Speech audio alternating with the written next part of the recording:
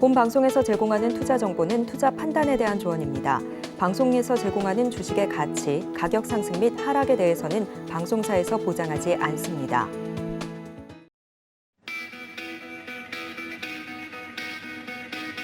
시청자 여러분 안녕하십니까? 오늘도 글로벌 이슈와 함께 여러분들의 고수익 작전 세워드리도록 하겠습니다. 고수익 작전 타임의 진행을 맡은 이혜은입니다. 자, 어제 미국 증시는 마틴 루터킹 데이를 맞아서 휴장을 했습니다. 이런 가운데 간밤에 또 들려온 소식이 있습니다. 한국과 아랍에미리트 정상의 공동 성명을 통해서 300억 달러 한국 투자 결정을 명기했다라는 소식이 들려왔는데요. 오늘은 과연 이 소식이 우리 시장에 어떤 영향을 미치게 될지 확인을 해보시면 좋겠습니다. 자, 그리고 아무래도 간밤 미국 증시가 휴장을 했기 때문에 지난 마감 상황을 살펴보면요. 은행들의 실적 발표에 힘입어서 3대 지수 모두 상승하면서 마감하는 모습들. 과연 오늘 밤에 개장이 될 미국 증시에서도 그 훈풍 이어가게 될지 주목해보시면 좋겠습니다. 자, 그리고 모건 스탠리와 골드만삭스도 현지 시간으로 17일 실적 발표 예정되어 있는 상황인데요. 지난 우리 증시에서도 은행주, 금융주들 상승세 이어온 만큼 이 소식이 또 어떤 영향 미치게 될지도 한번 체크해 보시면 좋겠습니다. 자, 그리고 일본은행 BOJ의 통화정책회의가 18일까지 이어집니다. 그러다 하루 있고 일본은행 총재 임기가 막바지에 다다르고 있는 상황인 만큼 과연 BOJ가 어떤 결정을 내리게 될지도 오늘 시장에서 계속해서 좀 촉각을 곤두세우고 지켜보셔야 할 것 같습니다. 자, 그리고 아무래도 우리 시장에서도 중요한 이슈, 실내 마스크 착용 의무 논의를 예정하고 있다라는 소식과 함께 과연 우리 시장에서는 관련주들 어떻게 움직일지도 함께 체크해 보시면 좋겠습니다. 자, 이렇게 밤사이 쏟아진 글로벌 이슈 오늘도 열심히 분석해 드리겠고요. 오늘 시장에서 어떻게 영향을 미치게 될지도 함께 체크해 보시면서 고수익 작전 타임 출발해 보겠습니다. 자, 그러면 이제 본격적으로 저희 어떤 분과 만나서 이야기를 하게 될지 이야기를 나눠봐야 될 것 같은데요. 자, 먼저 펀스탁TV의 황호준 외환시장 분석 연구원님 전화 연결되어 있습니다. 연구원님 안녕하세요. 네, 안녕하세요. 네, 아무래도 이 이야기를 좀 먼저 해봐야 될 것 같습니다. 1월 10일에 특징주로 제시를 해주셨던 알체라가 어제 상한가에 안착을 했어요. 리뷰 한번 들어보고 싶은데요. 네, 알체는 지난번 근시일에 제가 한번 공략을 했던 종목이죠. 자, 언급 이후에도 꾸준한 상승 속에서 전일 장대 양봉이 나와줬는데 사실 알체라는 AI 바우처 지원 사업의 성공 파트너로 4년 연속 선정이 되어서 이 AI 바우처 지원 사업이 무엇이느냐 잠깐 설명을 좀 드리도록 하겠습니다. 이 과학기술정보통신부와 정보통신산업진흥원이 주관하고 있는데 이 AI 솔루션이 필요한 중소벤처기업에는 이 알체라의 기술을 제공하고 알체라는 수익 창출의 기회를 얻는 겁니다. 약 금액은 3억 원 정도 지원을 하게 되는데 이러한 수급들이 모여서 알체라의 시세를 또 보여주었고 여러분들이 AI 테마 중에서 한 번쯤 들어보신 적이 있을 법한 기업인 솔트룩스 또한 이 과학기술정보통신부 장관상을 수상한 이력도 있습니다. 이처럼 기술력이 뛰어난 기업들만을 대상으로 주는 상을 이 알체라는 수상한 이력이 있는데 이걸 4년 연속을 수상을 했고 이 전에 상한가를 터치한 후에 26% 상승한 선에서 마감을 하여서 약 9,400원으로 마감을 했는데 AI 테마의 대장주로 현재 솔트룩스의 입지가 다져지고 있는 이 상황에서 알체라의 상승은 대장주 겨루기로 자리 잡고 있다라고 보고 있습니다. 이 종목의 특성상 장대 양봉 이후 어김없는 가격 조정이 나왔던 역사가 있는 만큼 현 자리에서의 진입은 권장드리지 않고 시간이 흘러 좋은 타점이 나왔을 경우 제가 한번 다시 다뤄드리도록 하겠습니다. 네, 1월 10일에 특징주로서 공개해 주신 이후에 상한가 안착을 잘 해냈지만 그럼에도 불구하고 지금 시점에서는 공략은 유효하지 않다라는 이야기 해주셨습니다. 자, 그렇다면 이제 본격적으로 좀 시장 이야기를 해봐야 될 것 같은데요. 어제 미국 증시도 16일 마틴 루터킹 데이로 인해서 휴장을 했습니다만 우리도 연휴 앞두고 있습니다. 설 연휴가 며칠 앞으로 다가온 상황인데 연휴를 앞둔 시장의 특성 어떻게 좀 흘러가게 될지 궁금하고요. 오늘 집중적으로 연휴와 관련해서 다룰 종목군에 대해서도 짚어주신다고요? 네, 그렇습니다. 민족의 대명절인 설날이 정말 얼마 남지 않은 시점이죠. 이 코스피 지수는 전일 2,400을 올라타는 등 시장은 현재 신년을 기념하는 약세장 속 강세장인 베어마켓 랠리가 펼쳐지고 있다라고 보고 있습니다. 이처럼 혼란한 시장 상황에서는 개별 테마와 새로운 섹터들의 생성이 기존의 장세보다 빠르게 일어난다는 특징이 있습니다. 이 관점에 맞춰서 근시일 내에 테마에 맞춰서 가져갈 만한 종목들이나 이 시장 참여들의 주목을 받을 만한 종목과 섹터들이 있는데 이 대표적으로 오늘은 실내 마스크 해제 여부에 관한 종목과 그리고 요즘 K 컨텐츠의 힘이 정말 대단하죠. 이에 맞춰서 가장 강한 시장인 중국의 K 컨텐츠 관련 종목을 소개해드리도록 하겠습니다. 네, 일단은 지금 현재 장세 상승 랠리 이어가고 있지만 약세장 속의 상승이다, 베어마켓 랠리다 이렇게 좀 보고 계신 것 같은데 지금 두 가지 이슈 짚어주셨습니다. 실내 마스크 착용 의무를 과연 우리 정부에서 해제를 할 것이냐에 대한 부분 그리고 중국의 K 컨텐츠 관련 종목으로는 무엇이 있을 것이냐라는 이야기 해주셨는데 자, 그렇다면 현재 상황에서 살펴볼 만한 종목 어떤 종목 가지고 오셨나요? 네, 먼저 실내 마스크 해제 관련 종목부터 살펴보겠는데 얼마 전에 이 질병관리청에서 설 명절을 전후로 실내 마스크 착용 의무화에 대해서 논의가 이루어졌는데 이에 따라 국내 화장품주들과 마스크 관련주들의 움직임이 상당히 눈에 띄었죠. 특히 화장품 관련주에 대해서는 이 기존의 가장 큰 손인 중국의 리오프닝을 언급해 드리면서 이제부터 중국의 개방은 속도의 국면에 들어왔고 이에 따라 관련주들을 공략해야 한다 말씀드렸었죠. 자, 오늘 살펴볼 종목은 바로 CNC 인터내셔널입니다. 이 종목은 지난 12월 20일 화요일 한번 공략을 했던 종목인데 오늘 제가 재공략하려는 이유는 중국의 문호 개방으로 인해서 상승한 주가를 지금 중국 이슈가 조금 시들해진 지금의 이 상황에서도 굳건하게 지켜주고 있다는 게 바로 오늘의 공략 이유입니다. 자, 지난 증시 상황 동안 화장품 관련주들은 중국의 하루아침 바뀌는 한국에 대한 태도와 중국 내부의 정치적인 혼란으로 인해서 정책이 상당히 많이 바뀌어 하루 만에 모든 상승분이 반납되는 경우가 정말 많았습니다. 하지만 이번 상승 파동은 그간의 상승과 다른 모습을 보여주고 있죠. 또한 일본인 관광객 매출과 그리고 기존의 중국인 매출을 양쪽에 업고 현재 상당히 좋은 모습으로 다가가고 있습니다.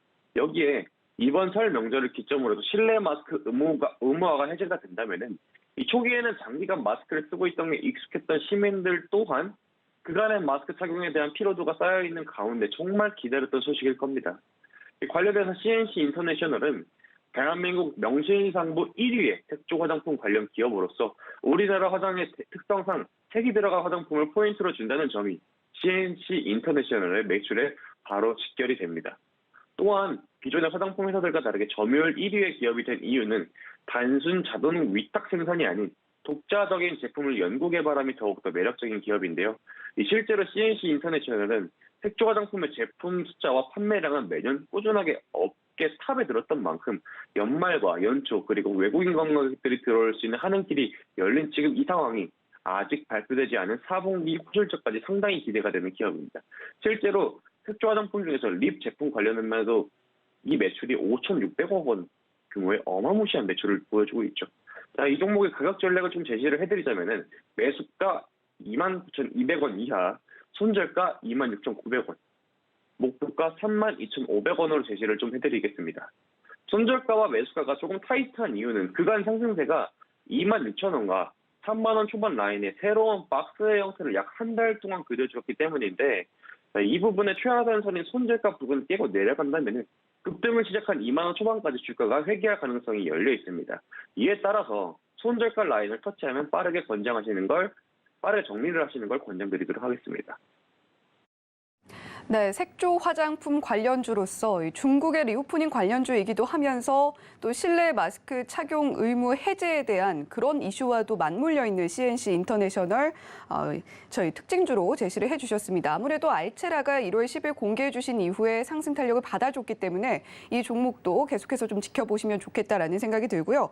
자, 계속해서 다음으로 살펴볼 이슈, 최근 우리 콘텐츠에 대한 세계적인 관심이 상당히 높아지고 있는 상황입니다. 그중에서도 오늘은 K-팝에 대한 내용 살펴주신다고요? 네, 그렇습니다. 최근 우리나라 K 컨텐츠의 질주가 상당히 눈에 띄는데 이 작년 말 중국의 갑작스러운 리오프닝 선언과 동시에 K-드라마, K-매트, K-팝, 3K의 질주가 상당히 돋보였습니다. 또한 중국도 우리나라와 비슷하게 춘절이라는 민족 대명절이 시작이 되는데요. 우리나라와 다르게 일주일이나 되는 엄청난 기간 동안 장기간의 휴가에 들어갑니다. 이 기간에 맞춰서 일부 게임주들에겐 호재로 작용하는 중국 내 영업 허가권인 판호가 발급되는 한편 한한령이 해제 가능성이 높아지는 중국 OTT 채널 중에서 한국 콘텐츠의 상황이 화제가 되는데 중국을 비롯해서 전 세계적으로 대한민국의 위상이 높아지고 있습니다. 자, 이에 따라 우리나라 아이돌과 연예인들의 주가 또한 덩달아 껑충 뛰는 추세인데 근 3년간 장기간의 팬데믹 기간 동안에 억눌려 있던 이 여행 수요와 고복 소비와 더불어서 콘서트의 수요 또한 팬데믹 이전으로 돌아가고 있죠. 자, 국내를 뛰어넘어 이제는 전 세계를 모델로 삼는 그룹입니다. 이 블랙핑크가 지난 10월을 시작으로 현재 월드 투어 중입니다. 자, 이번 달 1월 13일부터 15일까지 진행된 홍콩에서의 3차례 공연 티켓이 지난해 11월 판매 개시 약 2시간 만에 완판되는 기념을 토하고 이후 VIP 티켓은 가격은 정상가의 8배가 넘는 406만 원에 낙찰되기도 하는데 그 인기가 정말 실로 엄청나다는 걸 보여주고 있습니다. 이 대만과 홍콩에서 인기가 많은 그룹들이 자주 공연을 하게 되면은 이 중국 본토에서도 이 부분을 긍정적으로 고려하게 된다면은 이는 한한령 해제의 직접적인 결과로 이어질 가능성 또한 있습니다. 이 또한 이번 월드 투어 일정에는 사우디아라비아의 방문 또한 계획이 되어 있는데요. 다가오는 1월 20일 사우디의 수도 리야드를 방문해 공연이 예정되어 있습니다. 현재 중동 지역은 지난 네옴시티를 이어서 우리나라의 K 컨텐츠 자체에도 상당히 관심을 가지고 있는 만큼 새로운 기회의 땅으로 저는 바라보고 있습니다. 네, 그렇다면 현재 상황에서 살펴볼 만한 특징주도 있을 것 같은데요. 어떤 종목 살펴보면 좋을까요? 네, 바로 YG 엔터테인먼트입니다. 이 블랙핑크의 소속사인 YG 엔터테인먼트의 기대치가 날로 증가를 하고 있죠. 실제로 라이벌 그룹인 SM 엔터테인먼트의 수장인 이수만과 이 사우디의 관계, 그리고 지금 최근 자금 조달의 문제로 인해서 카카오 엔터테인먼트의 SM 인수 자금을 이 싱가포르 투자청과 함께 빈살만 사우디 왕세자가 이끄는 사우디 국부펀드인 PIF의 카카오 엔터 1조 투자 중 현재 우리나라 엔터테인먼트사들의 평가 가치가 점점 높아지고 있는 상황입니다. 그러나 아직 이 YG 엔터테인먼트는 아직까지는 주가가 크게 움직이지 않고 있습니다. 이 코로나라는 가장 큰 악재가 아직까지 완벽하게 해결되지 않았기 때문인데 이 장기간의 코로나로 인해서 염증과 그리고 러우 전쟁으로 인해서 불안 증세를 떨쳐내고 다시금 새롭게 리프레시하기 시작하기에는 이 엔터만큼 중요한 게 없습니다. 이 문화의 파워를 이 중동을 비롯해가지고 전 세계적으로 많은 국가들이 관심을 갖기 시작한 바로 지금이 바로 엔터테인먼트주의 투자의 가장 큰 적기라고 생각이 드는데요. 이러한 이슈들 속에서 블랙핑크는 정말 때에 맞춘 콘서트 일정을 잘 잡았다고 보고 있습니다. 이 설날을 기점으로 해서 국내 실내 마스크 의무화가 해제가 됨과 동시에 사우디를 비롯해서 대규모 자금들의 엔터테인먼트주 공략, 이에 맞춘 거물급 기업들의 엔터에서 공략, 현재 시장에서는 엔터테인먼트주의 강세를 기대할 만한 재료들이 하나둘 시장에 자리 잡고 있습니다. 이 차트로 보시면은 가격 전략을 한번 제시를 해드릴 건데, 자, 오늘 준비한 차트는 일봉이 아닌 주봉을 기준으로 준비를 해왔습니다. 상당히 중요한데 여러분들 잘 들으시길 바라겠습니다. 자, 진입가는 검정색 라인이 48,500원을 드리고 이 손절가를 드리는데 이 부분이 정말 상당히 중요합니다.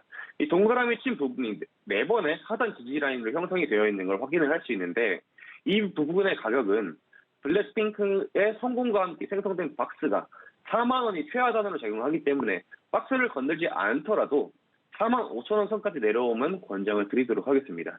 제가 오늘 준비한 YG 엔터테인먼트의 단기 상승 동력은 이 블랙핑크의 사우디 공연과 함께 시작되는 K 컨텐츠의 중동 붐이 목표이기 때문인데요. 근 시일 내로 목표가인 5만 3천 원을 도달하지 않을 경우도 빠르게 정리하시는 걸 권장드리도록 하겠습니다.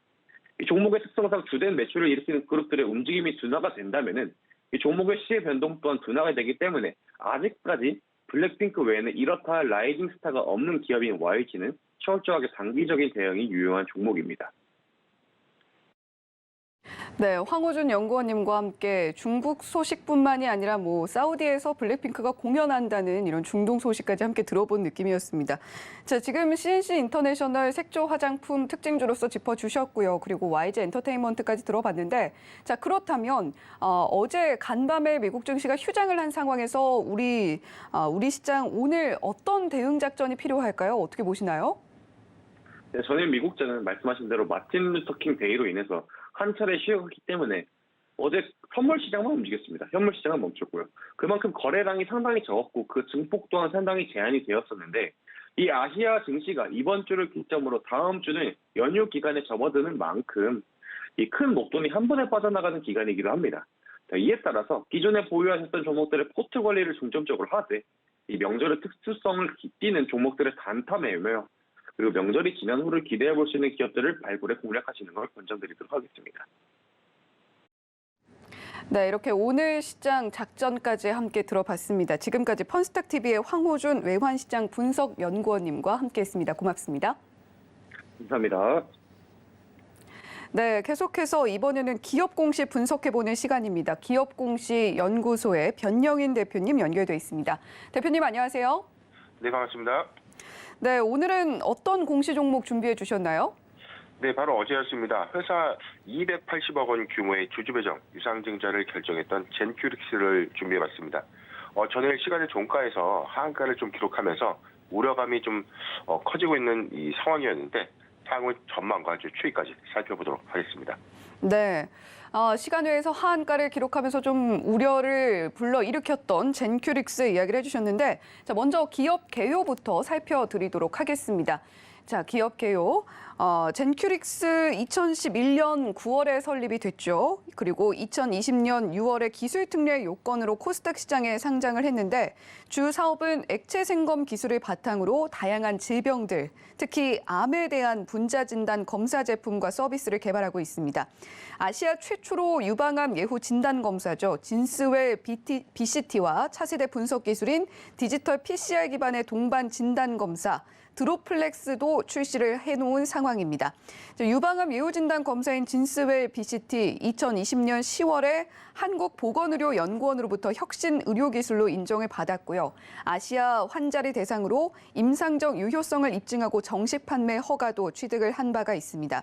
최근에 연간 실적 살펴보면요. 2021년 연결 기준으로 매출액은 30억 원, 전년보다 91.6% 증가했고요. 영업손실은 127억 원으로 34.5% 증가했습니다. 당기 순손실 살펴보면 351억 원을 기록해서 적자 전환을 한 상황이고요. 사측은 BCT 진단 서비스 그리고 코로나 진단 키트 판매로 매출은 증가했지만 관계사 투자 지분 주가 하락으로 당기 순손실이 발생했다라고 밝힌 바가 있습니다.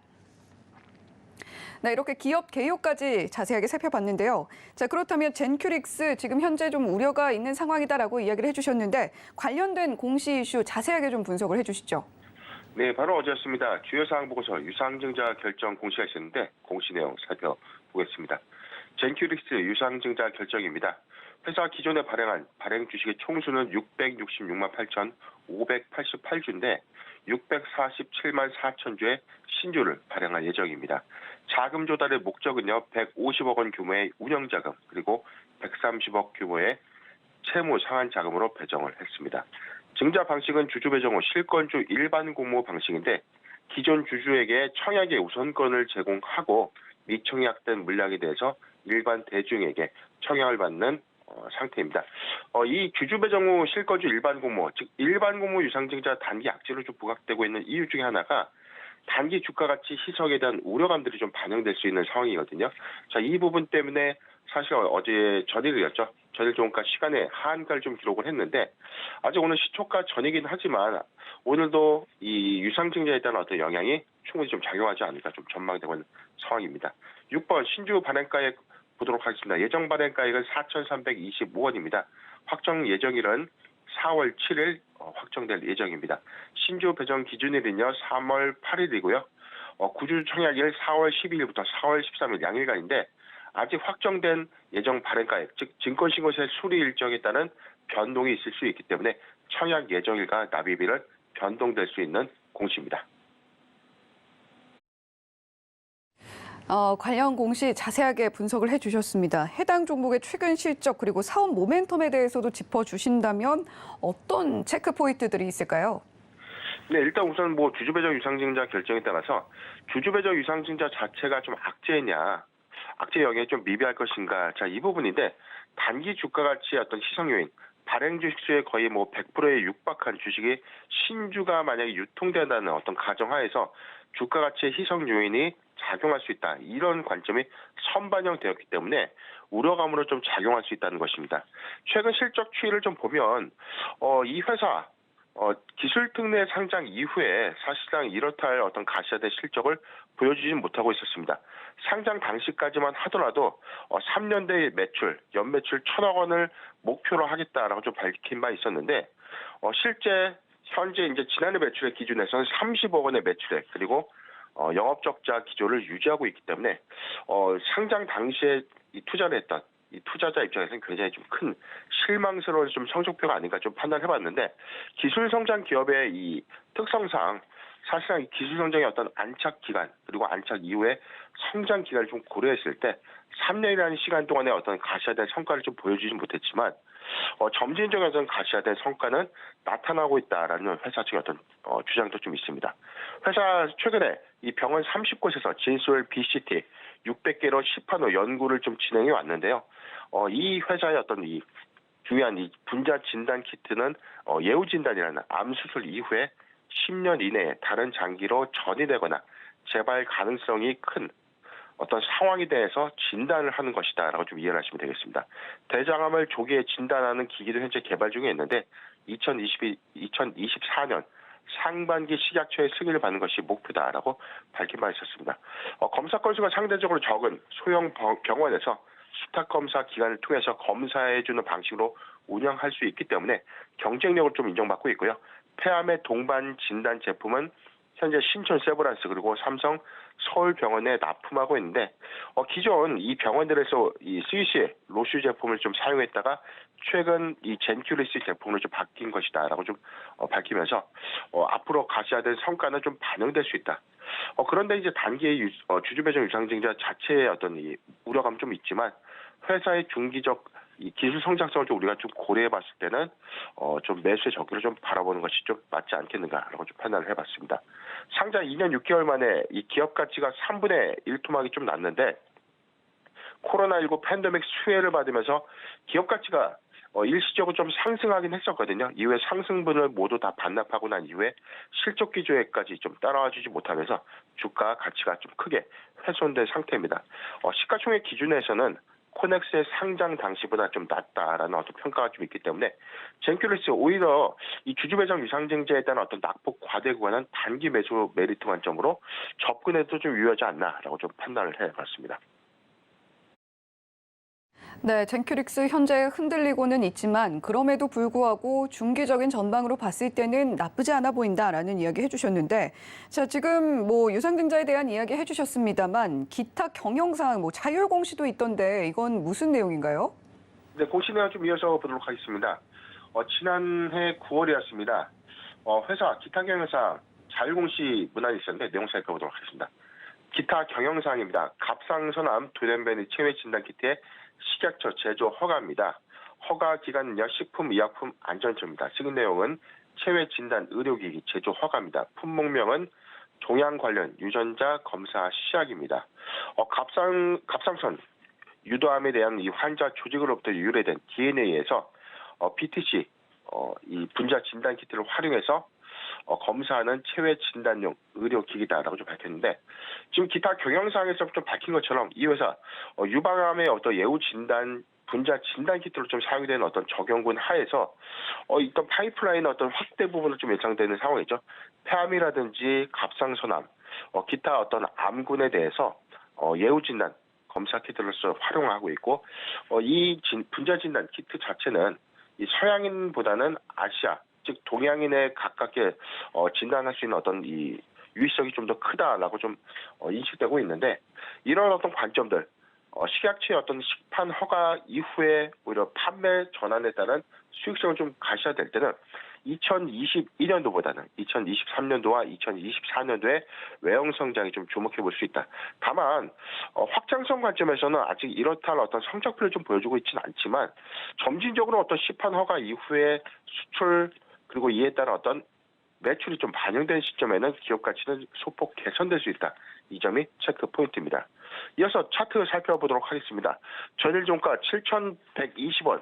시간에서는 하한가를 좀 기록했고요. 오늘 시가 이후에 가격 약세 볼 것을 좀 예상을 해봅니다. 하한가 도달 여부까지는 좀 판단되지 않지만 오히려 하한가를 기록해 준다면 적극적인 어떤 매수 기회로 봐도 무방하지 않나라고 좀 판단을 해봤습니다. 저는 5,000원에서 5,600원, 5,000원에서 5,600원 구간 비중 10% 미만의 분할 매수 의견을 좀 제시해드리고요. 주주 매정 유상증자가 단기 악재로 부각된 것은 맞는데 젠큐리스 현재의 낮은 시가총액입니다.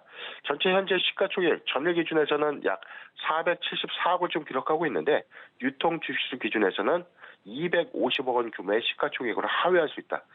이 부분은 오히려 유상증자의 상장 이전까지 낮은 시가총액에 따른 단기 수급 개선 가능성이 좀 크다. 이 점을 참고하셨으면 좋겠습니다. 네, 아무래도 바이오주다 보니까 조금은 불안해하는 분들도 계실 것 같은데 그런 분들 위해서 차트 분석까지 명쾌하게 해주셨습니다.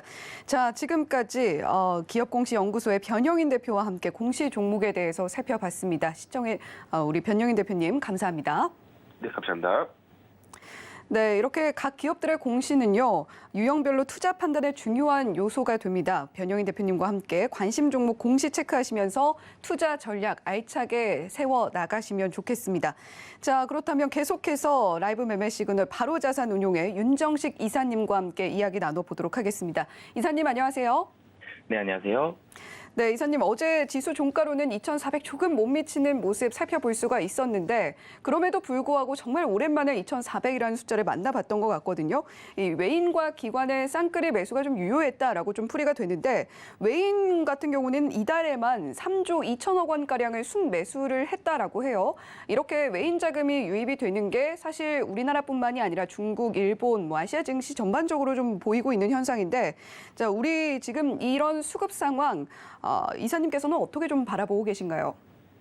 우선은 수급 상황이 좋아졌습니다. 확실히 좋아진 게 좀 느껴지죠. 작년 22년 12월 달에 우리가 12월에 기대하는 그 산타 랠리, 산타가 안 왔는데요. 이 산타가 좀 늦게 왔습니다. 1월 4일부터 굉장히 많은 순매수가 들어오고 상승을 하고요. 상당히 많은 지수의 상승이 일어났습니다. 그러면서 1월 달에 도리어 큰 폭의 상승이 일어나는 좋은 모습을 보여줬는데요. 외국인과 기관, 특히 외국인의 순매수가 굉장히 강하게 증가하면서 좋은 모습을 보여줬습니다. 이 안에는 우선 첫 번째로는 미국 경기가 그리고 금리에 대한 어느 정도 컨센서스가 형성이 좀 됐고요. 상당히 많이 반영이 됐다. 그렇기 때문에 이제는 우려를 좀 덜 해도 된다. 이런 심리적인 컨센서스가 굉장히 강하게 반영이 되어 있는 그런 상황이고요. 국내 같은 경우는 1월에 이제 3.5%가 됐죠. 기준금리가. 그럼 미국 같은 경우는 지금 현재 4.5%에서 2월에 한번 25bp 올리고요. 그러면은 4.75가 되겠죠. 그러면 3월이나 5월, 6월, 3월이나 한 5월 정도에 한 번 더 25bp 올라갈 가능성이 있죠. 그러면 5% 정도가 됩니다. 여기에서 추가적인 금리 인상은 이제는 일어날 가능성이 굉장히 좀 낮고요. 시장이 기대하는 건 연내에 금리 인하를 사실은 시장 플레이어들은 좀 기대를 하고 있는데 어찌됐든 금리 인하를 하지 않더라도 상단이 거의 다 왔죠. 5%에 대한 상단 그리고 그 상단을 지지하고 있는 지표들 물가라든지 CPI라든지 뭐 서비스업, 고용 이런 부분들이 다 5% 정도면 충분하다라는 걸 지표로서 보여주고 있기 때문에 이제는 금리 인상에 대한 부담감이 거의 끝난 상황이다라고 보시면 되겠고요. 그런 모습들이 환율로도 많이 나타났죠. 1,400원 이상까지 올라갔었던 이 환율이 어느새 1,200원대 중반에서 굉장히 안정적인 흐름을 보여주고 있습니다. 여기서 더 많이 떨어지진 않지만 그렇다고 또 올라가지도 않는 굉장히 안정적인 환율에 대한 흐름까지 나오고 있기 때문에 외국인들은 큰 부담 없이 국내 증시 굉장히 싸죠. 상당히 이 가격적인 매력도가 특히 연초에는 굉장히 컸습니다. 그렇기 때문에 외국인이 부담 없이 국내 시장을 쓸어 담는 그런 모습들을 보여줬고요. 그리고 여기에다가 또 시가총액 상위 종목들이 실적 반등에 대한 가능성이 매우 좀 높습니다. 2차 전지 같은 경우들을 본다라면은 뭐 테슬라를 비롯해서 전기차 우려감들이 있었는데 이 우려감들이 거의 없어졌죠. 그러면서 2차 전지 가격 많이 떨어졌었기 때문에 실적도 올라가는 게 보여지고요. 그렇기 때문에 부담 없이 다시 상승하고 있고 반도체 같은 경우가 실적 우려감이 굉장히 컸었다가 이제는 2분기 재고 조정하고요. 그리고 가격은 1분기 후반이 거의 바닥이 될 가능성이 높기 때문에 반도체 가격 올라간다 그러면 삼성전자, SK 하이닉스도 가격이 엄청 싸죠. 그렇기 때문에 반도체도 올라가고 있고 요즘에 뭐 네이버, 카카오 상당히 좋은 반등 보여주고 있는데 기술주들 우려감들이 있었던 건 금리 인상 때문에 우려감이 있어서 많이 하락을 했었는데 이제 금리 인상 우려감 줄어들었고 실적도 조금씩 올라가고 있다라는 점 이런 부분들까지 반영이 되면서 시가총액 상위 종목들이 대부분 가격적인 부담이 줄어들었고 실적 기대감이 반영이 되고 있는 그런 상황이기 때문에 시가총액 상위 종목주들 위주로 해서 이 외국인의 매수, 기관도 들어오지만 특히 외국인의 매수가 강하게 들어오고 있는 상황이다라고 보시면 되겠습니다. 네, 이렇게 지금 현재 수급 상황 어떻게 바라보고 계신지 자세하게 들어봤습니다. 자, 그렇다면 지금 관심 갖고 있는 종목도 있으실 것 같은데요. 어떤 종목 제시를 해주시겠습니까? 네, 당연히 이 시가총액 상위 종목 제가 좋다라고 말씀드렸는데 1위 종목 삼성전자 말씀을 드리겠는데요. 굉장히 단기적으로는 지수가 굉장히 많이 올라가도 2,500 넘어가기는 힘들죠. 그런 상황이기 때문에 조금 길게 봐주셨으면 좋겠고요. 지금 자리에서 포트폴리오의 일정 부분을 담고 가셔도 좋다라는 포인트로 좀 말씀을 드리겠습니다. 우선 PBR이 1.1에서 한 1.2배 정도 굉장히 낮아져 있는 상황입니다. IT 기업인데요. 기술력 가지고 있는 IT 기업인데 자산 가치로 비교를 해도 될 정도로 굉장히 많이 많이 싸져 있는 그런 주가다라고 보시면 되겠고요. 이 반도체 같은 경우 가격이 많이 하락을 했습니다. D램도 그렇고요. 낸드도 그렇고요. 낸드가 하이닉스 같은 경우는 낸드 때문에 적자가 나는 그런 모습들을 보여주는데 그만큼 하락을 했었는데 이제는 이 치킨 게임에 다시 들어갔죠. 가격 이제는 생산 속도 조절을 합니다. 그렇기 때문에 이 2분기 재고 조정이 일어난다. 1분기에 가격 바닥 찍겠죠. 그러면 2분기부터 가격 반등에 대한 그런 모습들이 나타날 가능성이 높고요. 이 반도체에 대한 가격이 상승한다라면 당연히 실적도 올라간다라는 부분으로 포인트를 보시면 되겠고 이 주가도 굉장히 좀 싸다라는 부분들 그렇기 때문에 현재 자리에서도 매수를 하신다 그래도 크게 부담 없이 6만 원 초반이기 때문에 굉장히 부담 없는 가격이다라고 보시면 되겠습니다. 네, 아무래도 외국인들의 자금이 유입이 될 때 아무래도 큰 영향을 받을 수밖에 없는 삼성전자 특진주로서 이야기를 해주셨습니다. 자, 그런가 하면 어제 시장을 살펴볼 때 물론 웹툰주도 강했고 게임주도 강한 모습들 보여줬습니다만 주목할 만한 업종은 단연 은행주였다라고 좀 보여지는데요. 지난 13일 미국 증시 어제는 개장을 하지 않았기 때문에 주요 미국 은행들의 실적 발표에 힘입어서 우리 시장에서도 좀 주목을 받는 모습들 살펴볼 수가 있었는데 오늘 밤에 또 개장을 하게 되면 모건 스탠리 골드만삭스 같은 경우도 실적 발표 앞두고 있단 말이죠. 국내 증시 이슈로서 좀 은행주 살펴본다면 어떻게 좀 바라보고 계신가요? 우선 은행주들이 미국 증시도 좋았고요. 국내 증시 사실 어제 깜짝 놀랄 만큼 은행주가 많이 올랐습니다. 은행주는 원래 통신주, 은행주, 전기가스 굉장히 심심한 종목들이죠. 그래서 개인 투자자들이 크게 관심을 안 갖는 그런 종목이고 배당 때만 제한적으로 좀 관심을 갖는 그런 종목이었는데 어제 같은 경우는 상당히 많이 올라가면서 시장의 관심을 한 몸에 받는 그런 모습을 보여줬는데 우선은 외국인 기관이 연초 이후에 4대 은행주 7천억 이상 순매수하는 굉장히 많이 샀죠. 정말 많이 샀습니다. 그런 모습을 보여줬는데 왜 샀느냐라는 부분들 보면은 우선은 배당과 이 자사주 매입과 같은 이런 주주 환원 정책에 대한 기대감을 가지고 있습니다. 지수가 제가 좀 전에도 말씀을 드렸지만 2,400에서 2,500 사이가 박스권 상단이 될 겁니다. 지수가 묶여있는 상황이다라 그러면 시가총액 상위 종목들 중에서 이 배당과 주주 환원 정책에 대한 매력도는 훨씬 더 부각이 됩니다. 지수가 막혀있기 때문에요. 그런데 배당 자사주 매입 더 늘어날 가능성이 있죠. 이 은행주들 4분기 실적이 대체적으로 좋습니다. 그렇기 때문에 이런 부분에 있어서의 기대감들을 이 외국인들이 가지고 있다라고 보시면 되겠고요. 그리고 경기에 대한 변동성, 금리가 이제는 올라가다 멈춘다는 부분은 물가가 좋게 말하면 물가가 잡혔는데요. 좀 안 좋게 보면 경기가 조금씩 떨어지고 있습니다. 경기가 침체가 된다. 그럼 경기 민감주들은 좀 부담스러울 수 있는데 은행주 같은 경우는 이 경기에 따라서 이 변동성이 사실 상당히 좀 덜한 그런 이 실적에 대한 변동성을 보여주고 있거든요. 그렇기 때문에 경기에 따른 이런 우려감들이 상당히 낮게 반영이 된다라는 부분을 포인트로 보시면 되겠습니다. 네, 어제 상승이 나왔던 은행주들 어떻게 상승이 나왔고 그 전망은 어떻게 되는지까지 함께 들어봤고요. 자, 그렇다면 우리 윤정식 이사님께서 선정을 해주신 특징주가 있다면 어떤 게 있을까요? 대장주죠. KB금융 말씀을 드리겠는데요. KB금융 같은 경우는 이 22년 4분기부터 이 순이익단 상당히 좀 좋아지는 그런 모습을 보여주고 있습니다. 그렇기 때문에 제가 좀 전에도 말씀을 드렸던 이 주주 환원 정책에 대한 기대감이 계속 나오고 있는데요. 이 주주 환원 정책에 있어서의 그런 이 배당에 대한 기대감이 여전히 살아있는 상황이고요. KB금융이 사실은 주주 환원 정책에 있어서 시가총액도 이 대장주지만 주주 환원 정책도 가장 먼저 대장의 모습으로 시행을 했습니다.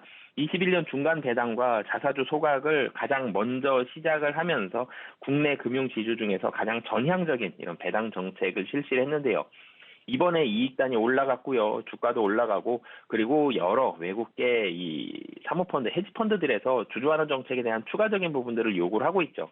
이 은행주들 이익단은 늘어나는데 성장은 좀 정체되고 있고요. 돈은 상당히 남아있는데 이 외부에서 주주환원 정책을 또 요구하는 그런 상황이다. 그러면 또 여기서 주주환원 정책 추가적으로 좀 더 강하게 나타날 가능성이 있습니다. 그렇기 때문에 이 주주 환원 정책에 대한 기대감으로 외국인과 기관 매수가 좀 더 들어올 가능성이 있고 그리고 정부 정책 등이 이제는 좀 더 적극적입니다.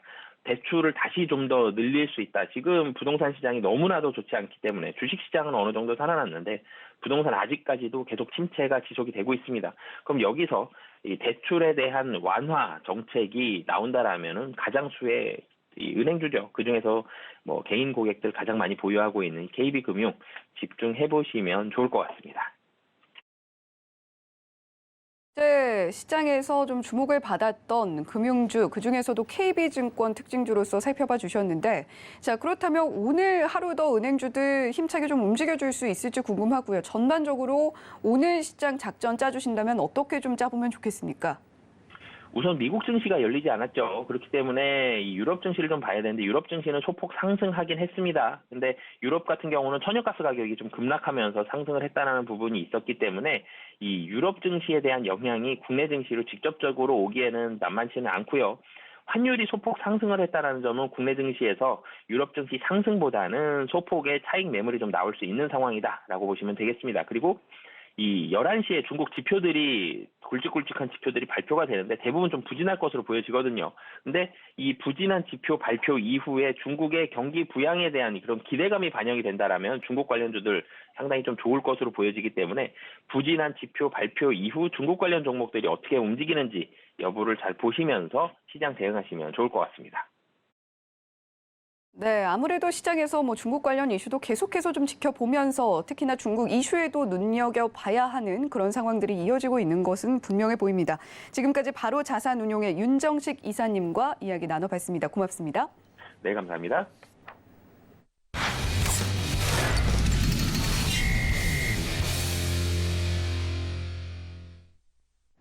네, 이번에는 글로원 파트너스의 이성웅 이사님과 함께 국내 증시 작전 세워보도록 하겠습니다. 자, 이사님 안녕하세요. 네, 안녕하세요. 네, 오늘 이성웅 이사님이 포착한 국내 증시 이슈 어떤 내용인지 자세히 분석해 보도록 하겠고요. 또 오늘 시장에 미칠 영향까지도 짚어보도록 하겠습니다. 자, 첫 번째 이슈입니다. 어제 은행주 상승 나왔다는 이야기 앞서서도 말씀을 드렸습니다만 또 하나 주목해 볼 만한 것이 게임주 상승이었고요. 또 최근에 K콘텐츠주 상승세도 계속 이어가고 있는데 자, 최근 시장의 주도 업종군 체크해 본다면 단연 중국 이슈가 빠질 수가 없을 것 같습니다. 어떻게 좀 주도 업종군 체크하고 계신가요? 예상했던 부분보다 좀 주도업 전공 같은 경우가 변수가 많았습니다. 중국 오프닝 관련해서는 어느 정도 예상이 가능했지만 은행주 같은 경우가 배당 성향의 변화의 중심 그리고 PF당 같은 경우가 허그죠. 이쪽 전세 대출이라든지 그쪽을 하는 하나의 기금인데 그쪽에서 좀 일부 해결을 해주는 단계에 있다 보니까 우선은 은행주 같은 경우가 반등이 나오는 모습이었고요. 배당을 받은 만큼 감안을 하더라도 배당 플러스 시세 차익이 한 20% 정도 이상 발생을 하는 걸 우리가 볼 수 있었습니다. 좀 상당히 유례 없는 사례라고 할 수 있겠는데요. 온라인 파트너스 쪽에서 은행의 배당 성향에 대한 부분에 좀 터치를 하는 모습이었고 실제 신한지주 같은 경우는 분기 배당 확대 이런 측면이 있다 보니까 시장에서 좀 달라질 수 있는 그런 업종을 부각을 시키는 면이었습니다. 은행 업종을 볼 때 이제는 키포인트 같은 경우가 17일 오늘까지 마무리되는 둔촌주공 실제 청약 부분이겠고요.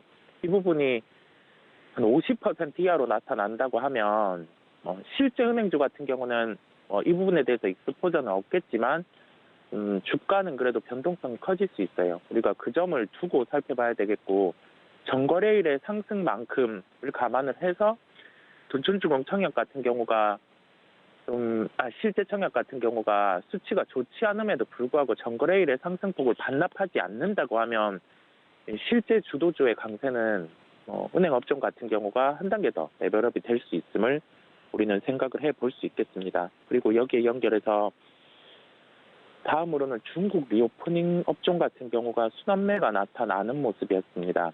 리오프닝 초기 같은 경우는 우리가 제로 코로나 정책을 탈피한다는 점을 우선 중국에서 언급을 했었고, 그 과정에서 먼저 반등이 나온 건 화장품 관련된 종목들, 이 종목들이 먼저 반등이 가장 첫 번째로 나왔었고, 뒤이어서 레저라든지 여행, 항공, 이런 군들 같은 경우가 주가가 강한 모습을 우리가 볼 수 있었습니다. 그러면 여기에서 이 다음 스텝을 이제 준비할 필요가 있을 것으로 보입니다. 다음 스텝 같은 경우는 중국의 패키지 관광 부분, 이 부분을 공식화한다고 하면 우리가 시트립이라는 사이트를 통해서 확인을 할 수 있고, 이 부분이 공식화된다 하면은 이제 면세와 관련된 종목 또는 여기에 연결해서 여행과 관련된 종목 같은 경우가 강세를 나타낼 가능성이 높을 것으로 보입니다. 우리가 그런 점을 연결해서 생각을 해볼 필요가 있겠고요.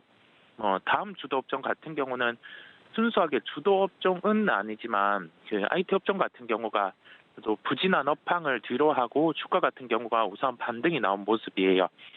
그 IT 업종 같은 경우는 우선 반도체 중심 이러한 종목 같은 경우는 우선 재고가 추가로 또 줄어드는 모습을 보여줘야 되고, 1분기 실적이 당연히 부진할 겁니다. 그러면 4분기 실적을 우선 확인하고 1분기 기점으로 해서 재고가 줄어드는 걸 확인하고 주가는 반등이 나올 가능성이 높기 때문에 우리가 그러한 점을 종합적으로 보고, 현재 주도업종군 같은 경우는 은행업종, 중국 리오프닝, 그다음에 일부 성장주, 우리가 작년에 등한시했던 플랫폼 기반의 성장주, 네이버, 카카오 이런 군들이 강세를 나타내고 있기 때문에 종목들을 이런 군들을 중심으로 포트폴리오를 짜면 그래도 수익에 가깝게 좀 대응을 하실 수 있을 겁니다.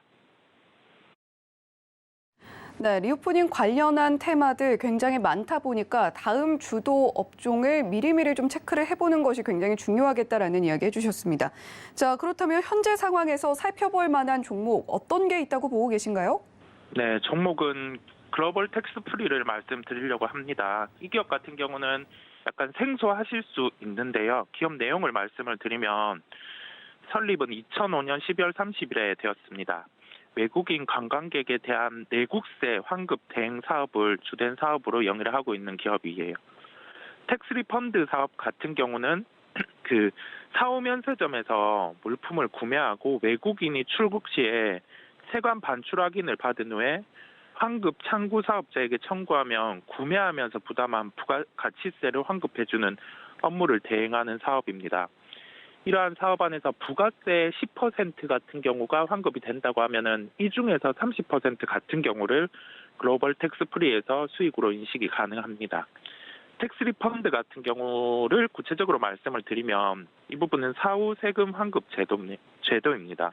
외국인 여행자가 국내 사후 면세점에서 3만 원 이상의 물품을 구입하는 경우에 출국 시 물품 대금에 포함되어 있는 부가가치세 그리고 개별 소비세를 주요 공항 세금 환급 영업점에서 세금을 환급해주는 제도입니다. 이 사업 같은 경우는 우선은 그 고정비가 들어가지 않는 면, 그 면을 중심으로 봤을 때는 우선 실제 부가가치세 환급을 받는다고 하면은 30%만큼 그대로 매출 수익으로 찍히기 때문에 이 기업 같은 경우는 일단은 외국인이 많이 우리나라로 들어와야 합니다. 그런데 코로나 시절에는 당연히 외국인이 못 들어오는 상황이었고, 지금은 그만큼 실적이 빠져 있는 상태에서 우리가 이 다음 스텝, 중국 리오프닝의 이 다음 스텝 같은 경우가 이제 패키지 관광이 이루어진다고 하면 이 부분과 관련해서 그대로 실적으로 잡힐 수 있는 요인이 존재한다라고 말씀을 드릴 수 있겠습니다. 가격 접근은 3,210원대 접근 가능하다는 결론입니다. 네, 글로벌 텍스풀이 오늘장 지켜볼 만한 특징주로서 제시를 해주셨습니다. 자, 그렇다면 다음 이슈로 좀 넘어가 보도록 하죠. 4분기 실적 시즌이 진행 중입니다. 체크 포인트들 잡고 간다라고 한다면 어떤 포인트 잡고 가면 좋겠습니까? 4분기 실적 같은 경우가 지금 대부분 기업들이 예상치가 낮아져 있어요. 특히 그 실적 예상치가 낮아져 있는 업종을 체크할 필요가 있는데 이 부분과 관련해서 중국 소비라든지 그다음에 경기 민감주, 그 경기 민감주 같은 경우도 중국과 연계해서 살펴볼 필요가 있다는 말씀을 드리려고 합니다.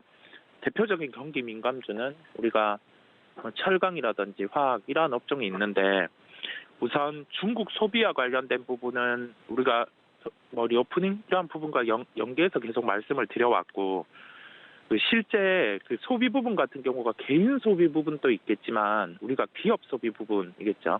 기업 소비 같은 경우도 중국 입장에서는 지표를 턴을하기 위해서 경기 부양책을 통해서 이 부분을 좀 진작을 해야 되다 보니까 실제 지방 정부를 통해서는 쿠폰 발급이라든지 그런 부분에 개인의 중심에 단행을 하고 있고 도시 같은 경우는 양회 이전 춘절 이후 시기점으로 해서 아무래도 경기 부양책이 나타날 가능성이 높습니다. 그러면 우리가 작년 한 2년간 철강 같은 경우는 업황의 부진이 이어져 왔어요. 이 부분은 재고의 감소가 실제 나타나지 않았고 그 재고 같은 경우는 중국 중심으로 쌓여 있었던 부분입니다.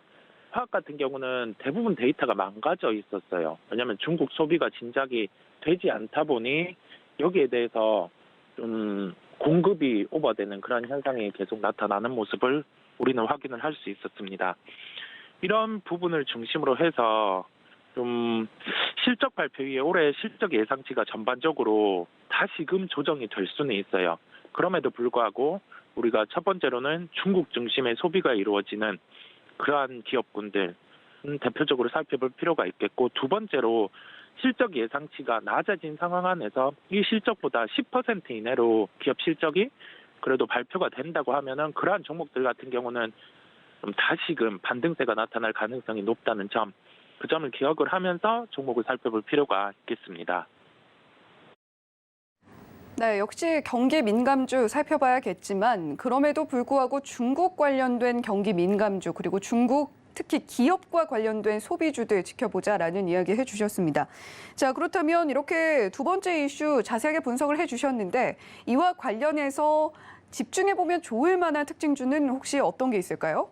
네, 종목은 대한광통신을 말씀드리려고 합니다. 대한광통신 같은 경우는 최근에 주가 조정이 아주 터프하게 나왔습니다.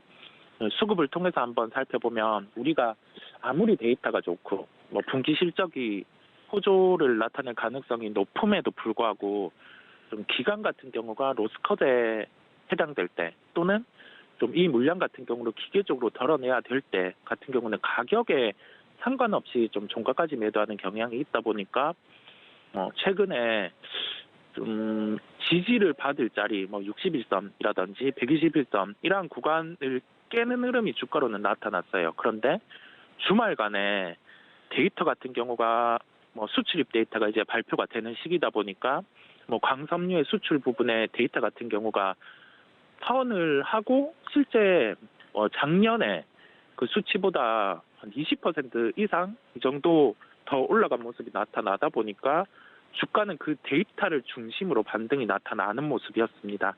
여기에 더해져서 국내 데이터 시장 같은 경우 이제 상당상의 부각 가능성이 존재를 하고요. 글로벌 단으로 봤을 때 우리가 작년에 변압기 같은 경우, 그 다음에 건설기계 같은 경우 수요를 기반으로 하는 그러한 해외 중심의 수요가 많이 발생을 할 때는 우선적으로 지표는 수주 잔고를 통해서 변압기는 알 수가 있었어요. 연간 수주 잔고가 상반기에 다 이제 차 있는 상황이었고요. 광섬유 같은 경우도 지금 수주 잔고 같은 경우를 대입을 해봤을 때 우선은 한 분기 정도의 수주가 더 앞서 있는 것으로 보입니다. 그러면 여기에서는 당연히 뭐 4분기, 1분기 실적 같은 경우는 연속해서 좋을 가능성이 존재를 한다는 점이겠고요. 이런 점을 종합을 해봤을 때 이제 뭐 수급 같은 경우에 터프한 수급을 뒤로하고 이제는 반등의 가능성이 나타날 구간까지 왔기에 말씀을 드리게 되었습니다. 가격 접근은 2,810원대 접근 가능하다는 결론입니다. 네, 대한광통신까지 특징주로 챙겨주셨습니다. 지금까지 글로원 파트너스의 이성웅 이사님과 함께 국내 증시 이슈 그리고 특징주까지 살펴봤습니다. 고맙습니다. 감사합니다. 본 방송에서 제공해드리는 정보는 투자 판단에 대한 조언일 뿐 해당 종목의 가치와 수익률을 보장하지는 않습니다. 저는 잠시 후에 순간포착 매매 시그널로 돌아오겠습니다. 시청해주신 여러분 고맙습니다.